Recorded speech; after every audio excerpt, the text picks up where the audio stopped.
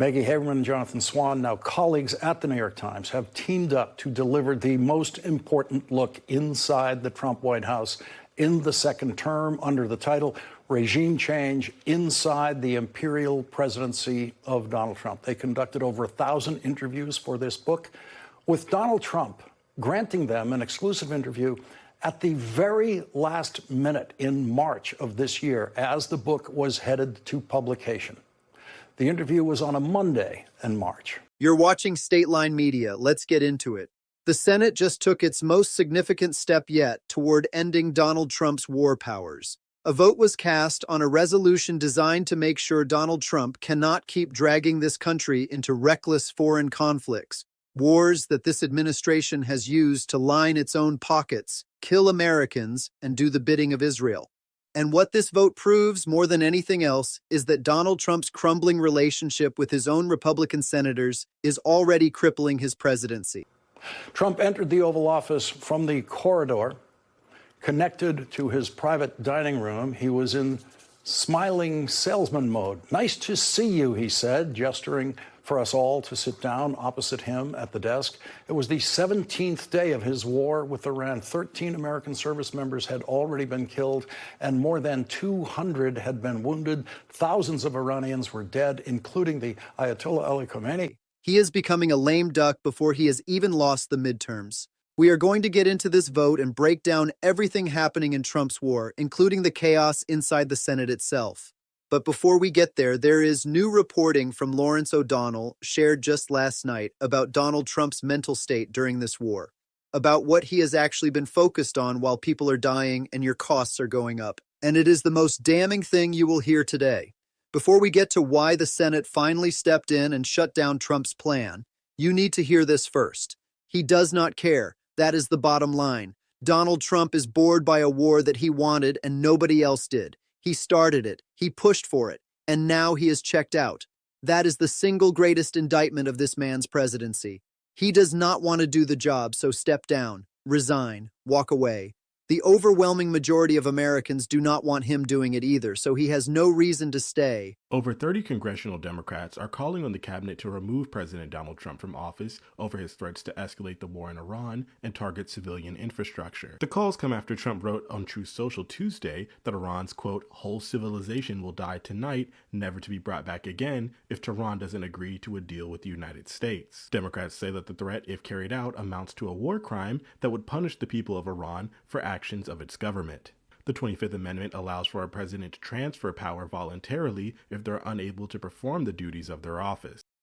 But Trump's boredom is not just a personality problem. It is a symptom of something much deeper and much more dangerous.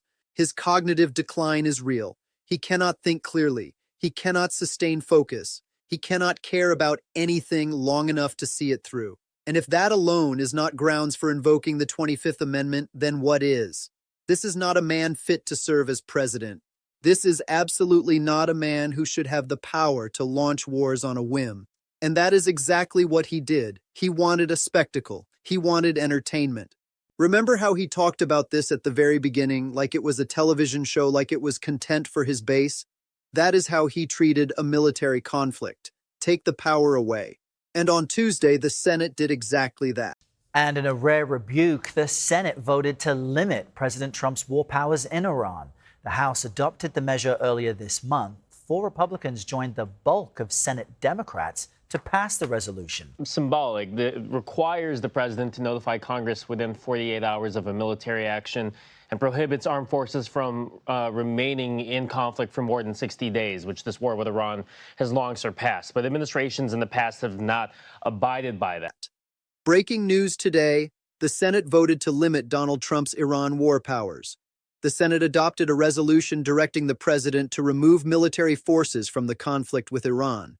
It was a direct and forceful rebuke, sending Trump a clear message that this war does not have the support of Congress. Democrats have been pushing these votes repeatedly, in both chambers, to rein in Trump's war powers, and that effort has been slowly picking up Republican support over the past several weeks. GOP Senators Rand Paul, Susan Collins, Lisa Murkowski, and Bill Cassidy, who at this point has every reason in the world to be done with Donald Trump, all crossed over and voted with Democrats for the resolution. So there were only two lawmakers who voted against party lines earlier today, but both were expected. John Fetterman, a Democrat, voting against the resolution, and Rand Paul, a Republican, voting for it. However, four GOP senators who were mostly undecided going into the day ended up voting against it as well, including Lisa Murkowski and Tom Tillis. The yeas are 47, the nays are 53. The motion to discharge is not approved. On Capitol Hill Wednesday, Republican senators voting down a war powers resolution aimed at blocking President Trump from ordering more strikes on Iran without congressional approval. Democratic Senator John Fetterman voted against it because he continues to be a complete disappointment. The final count was 50-48. Notably, GOP Senators Mitch McConnell and Dave McCormick, who had previously voted against moving the war powers resolution forward, were absent, and their absences contributed directly to the measure passing. The resolution had already cleared the House earlier this month. However, because it is classified as a concurrent resolution, it does not require the president's signature and does not carry the force of law. A White House official brushed it off immediately, calling the vote insignificant and blaming the result on Republican absences. Of course they did. But here's the thing, concurrent resolution or not, what this vote does have the force to do is demonstrate to the entire country that Donald Trump's war is deeply, broadly unpopular, even within his own party. And that is going to be extraordinarily difficult for Republicans to walk back when campaign season arrives. Senator Susan Collins is making clear her evolving position on the war in Iran. This week, for the fourth time, she voted against a resolution to rein in the president on Iran. The Senate rejected it along party lines. But today in the town of Dixmont, Collins told us once the war reaches 60 days, around May 1st, the situation changes under the War Powers Act. At this point, based on what I know and have seen, I would not support authorizing military hostilities beyond that 60-day point, or if ground troops are deployed except in extraordinary circumstances. Now, let's talk about Susan Collins for a second, because I want to be very clear about what her vote actually means and what it does not mean. This is something that Graham Plant is already highlighting in his campaign, and if you have not already found a way to support Graham, please do. Donate if you can. Phone bank if you can. If you are in Maine, canvass. He is exactly the kind of candidate and exactly the kind of leader the Democratic Party needs right now. He is the Democratic nominee, and he deserves everything we can give. And one of the central things he has been pointing out is exactly what Susan Collins does. What she has always done. Susan Collins loves to present herself as a bipartisan moderate, a reasonable voice, a profile in courage. But she votes with Donald Trump 96-97% of the time. The bipartisanship only comes out when the stakes are low enough that it does not matter.